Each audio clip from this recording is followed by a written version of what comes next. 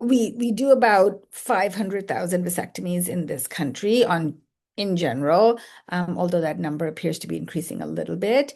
8 to 10% of those men come back for a vasectomy reversal, which is a sizable number of patients.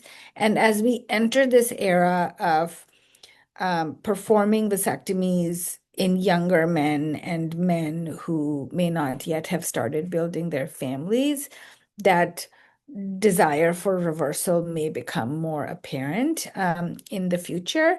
So it was an important area for us to discuss as part of the patient consultation. The important things here were to make sure that we were covering our bases in terms of the options that we were offering and informing patients about. Of course, vasectomy reversal has been a longstanding option. Sperm retrieval for use with IVF has been a longstanding option. We introduced also the information about banking sperm or sperm cryopreservation prior to vasectomy as an option. But patients still need to be counseled that while these options exist, there's always some extra work, extra expense, extra time that goes into executing one of these options in the future. So it doesn't change the fact that vasectomy should be thought of as a permanent method of contraception, even though technically speaking, it is possible to have fertility after vasectomy. It always requires additional steps.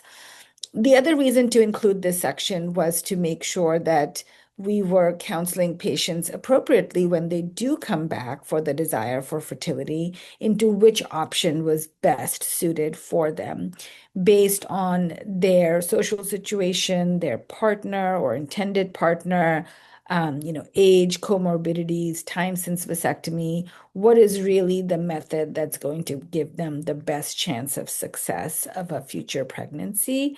That's where this area was very, very helpful in parsing through the data and making some recommendations as to who should be a great candidate for vasectomy reversal. How do you approach that in a way that ensures success?